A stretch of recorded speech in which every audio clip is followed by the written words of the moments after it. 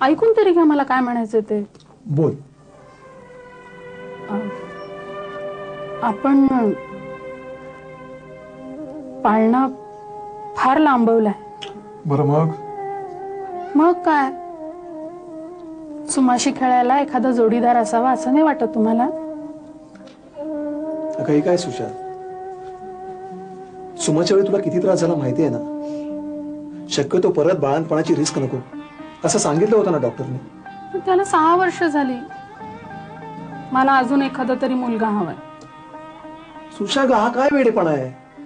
हे बघ, मुलगा आणि मुलगी असा काही फरक नसतो.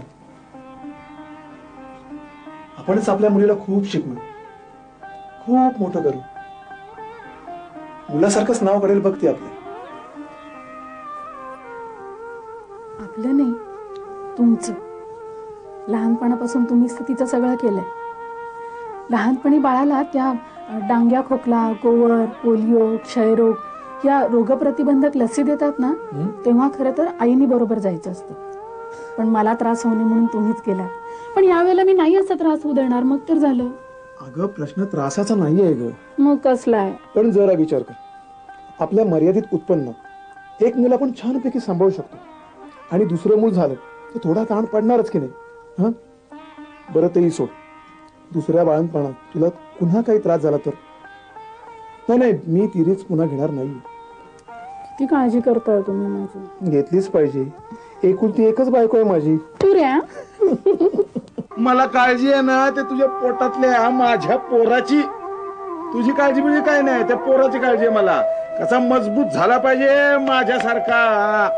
आता बोलत बसणार आहेस का? चल, तिथं लांब लाईन लागेल. चल चल लवकर, चल चल, येतोय मी, चल.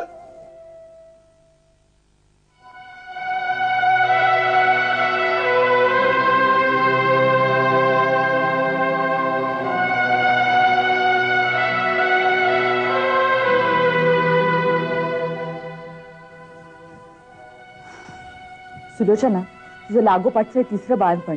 मागच्या वेळी तुला सांगितलं तर मी पुरे म्हणून. चल आत्महत्या. काय म्हणते मी सुलोचना? बस. हो, गोळ्या पण दिल्या होत्या तुम्ही. मग घेत होतेस ना गोळ्या? घेत होते, त्यांच्यापासून चोरून. पण एक दिवस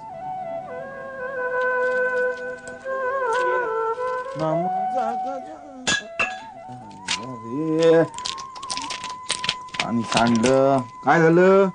काय भूतभीत आला वाटलं? काय घाबराय? काय झालं? हा, काय लपवते बघू की. नाही, काय नाही. चुले असं नाही, नवऱ्यापासून बायकून काय लपवायचं ना. बघू बघू. दे म्हंटल्या द्यायचं. हा, गोळ्या कसल्या गोळ्या? गोळ्या मी नाही आणल्या. पण कुठून आल्या गोळ्या? नाही, मीच आणलं. तू आणल्या? आपण काय, तब्येत बरी नाही का? कशाला आणल्या? तब्येत बरी नाही का तुझी? नाही. मग आता कोणी दिल्या गोळ्या तुला? कुटुंब केंद्रातल्या डॉक्टरीन बायको आणल्यात मी.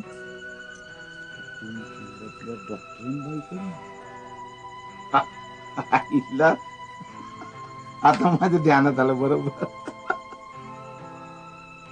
म्हणून तुझी पाळी चुकत नव्हती. होय ना, म्हणून तुझी पाळी चुकत नव्हती. ए मला फसवतेस मला. आता माझ्या ध्यानात आलं. अगं इथं जीवाची नुसती चडफड चडफड होते या पोरासाठी. तू या असल्या गोळ्या खाते डॉक्टर बाईचं ऐकून. बोबाड रंगून ठेवून परत असं केलं तर जीव घेऊन राहीन तुझं.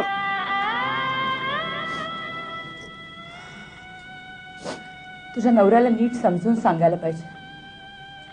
बाई, यावेळी तरी पोरगा होऊ दे, म्हणजे सुटका होईल या जंजाळात.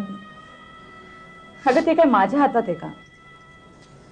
हे बघ, लागोपाठच्या बांधपणामुळे आणि गर्भारपणामध्ये विश्रांती न मिळाल्यामुळे तुझ्या शरीरातल्या रक्तातलं लोहाचं प्रमाण कमी झालंय. ते वाढवण्यासाठी मी तुला काही औषधं लिहून देते. ती औषधं तू नीट काळजीपूर्वक घे. आता तुला जपणं फार आवश्यक आहे. प्रसूतीपूर्व नोंदणी तर मी केलेली आहेच आहे, पण सुरक्षित बाळंतपणासाठी तुला दवाखान्यात येणं अतिशय आवश्यक आहे. कारण घरी बाळंतपण करणं चुकीचं आणि असुरक्षित आहे. हे घे तुझं तपासणीचं काय.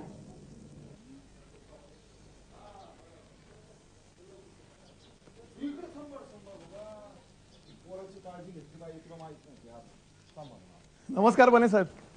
नमस्कार. हो काय किती दिवसांनी भेटताय. 2 डोळे शेजारी न गाठ नाही संसारी अशी आपली गत झाली बघा. काय वहिनींना दवाखान्यात घेऊन आला तर वाटतं. हा आता काय करणार, काळजी घ्यायला नको. तपासणीला आलो होतो. तुम्हाला सांगतो तुंगारे, माणसाला वंशाचा दिवा म्हणून एक पोरगा पाहिजेच बघा. हा? काय हा पोरगी नसेल तर चालेल हो. हो बरोबर आहे तुमचं. यावेळी तुम्हाला नक्की मुलगा होईल. आमच्या दोघांच्याही शुभेच्छा आहेत तुम्हाला. तुमच्या शुभेच्छा राहू देवा बाजूला. पोरगा होणार नाही म्हणजे काय, पोरगा व्हायलाच पाहिजे आणि होणारच. हे चल चल चल आपण निघायला पाहिजे. हा येतो आमची.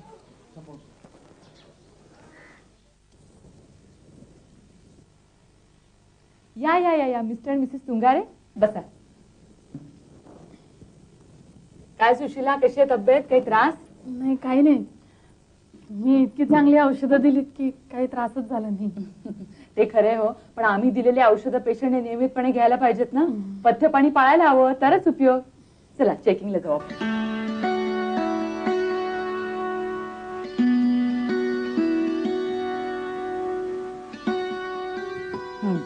चला आपण केबिन मध्ये बोलू.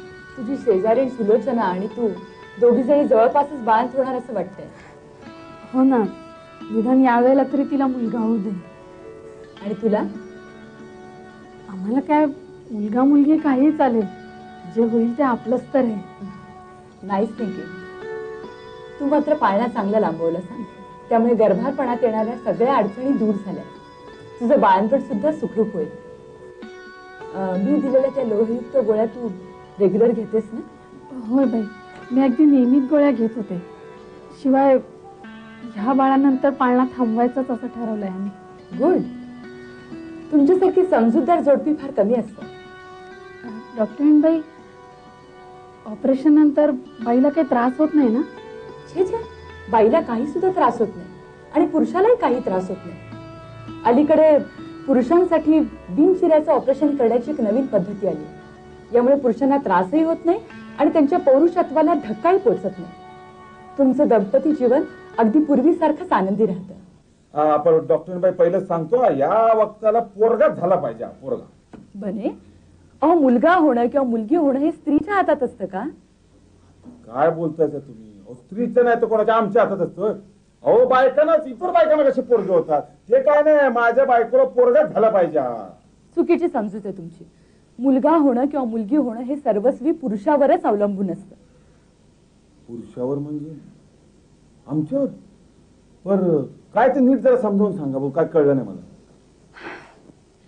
हे बघा बने, मुलं होण्याची 2 गुणसूत्र बाईमध्ये असतात.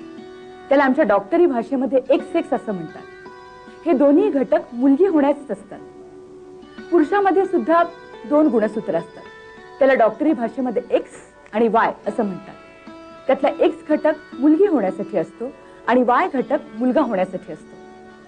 स्त्री पुरुष मिलनाच्या वेळी पुरुषाच्या एक्स घटकामध्ये बाईचा एक्स घटक मिसळला तर मुलगी होते आणि पुरुषाच्या वाय घटकामध्ये बाईचा एक्स घटक मिसळला तर मुलगा होतो. म्हणजे बघा, मुलगा होण्याचे घटक बाईमध्ये नसतातच. मुलगा होण्याचे घटक हे पुरुषामध्ये असतात. आणि तुम्ही पुरुष मात्र बाईलाच मुलगा होत नाही म्हणून दोषी समजता. अहो, मुलगा होत नाही म्हणून कित्येक पुरुषांनी दुसरी लग्न सुद्धा केली आहेत. म्हणजे सुलोचनाला मुलगा होत नाही तिचा काय पण दोष नाही? नाही, त्याला सर्वस्वी तुम्ही कारणीभूत आहात. आले.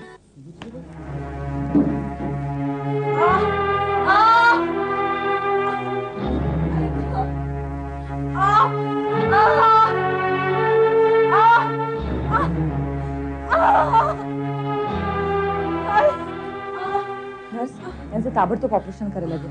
तुम्ही असं करा, वडगावचे गायनोकॉलॉजिस्ट डॉक्टर दामले आहेत ना त्यांना आणि भूलतज्ञ डॉक्टर खोलेना बोलून घ्या आणि यांना ताबडतोब ऑपरेशन थिएटर मध्ये शिफ्ट करा. काय डॉक्टर, माझी सुलोचना बरी आहे ना? सुलोचनेची कंडिशन अतिशय सिरियस आहे. ताबडतोब ऑपरेशन करायला लागेल. तुम्ही असं करा, या फॉर्मवरती सही करून द्या, कारण आई किंवा मूल या दोघांपैकी एकच वाचण्याची शक्यता आहे. तुम्हाला कोण जगावं असं वाटतंय ते सांगा. आणि हो, कदाचित यावेळेला मुलगा असेल तर. नाही पण डॉक्टर मला मुलगा बिलगा कोण नको, मला माझी सुलोचना पाहिजे. तिचा जीव वाचवा तुम्ही. ठीक आहे, तुम्हाला काय जे पाहिजे ना ते लिहून द्या आणि फॉर्मवर सही करा.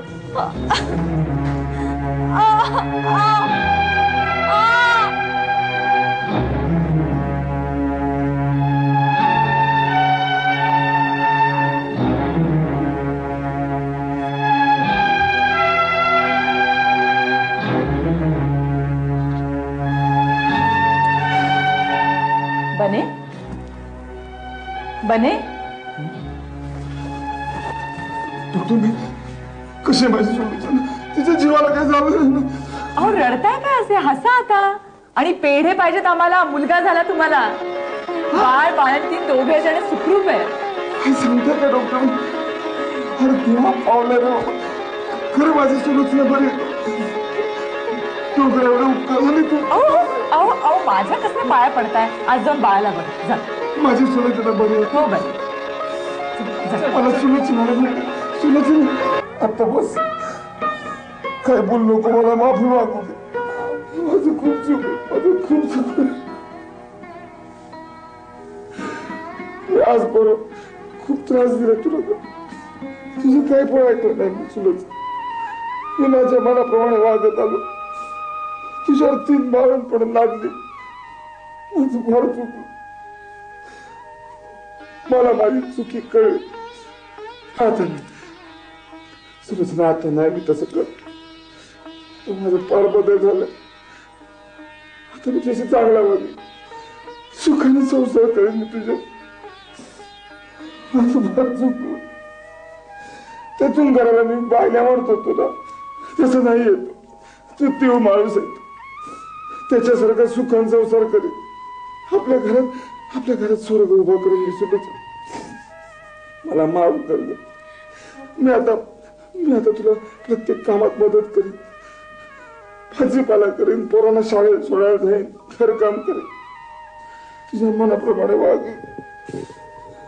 आणि मुख्य म्हणजे आता बाळ थोडं बस. मी माझंच ऑपरेशन करून घेणार सुलोच. तुला माफ केलंच काय मंडळी, कसे काय वाटले दोन्ही प्रकारचे नवरे? तुम्हाला कुठला आवडला? अर्थातच बायकोवर प्रेम करणारा, तिची काळजी घेणारा नवरा आवडला असेल ना. अहो साहजिक आहे हो. सुखी कुटुंबासाठी पुरुषाची जबाबदारी महत्वाची असतेच. मुळे आपला अभिप्राय आम्हाला कळविण्यास विसरू नका. आमचा पत्ता आहे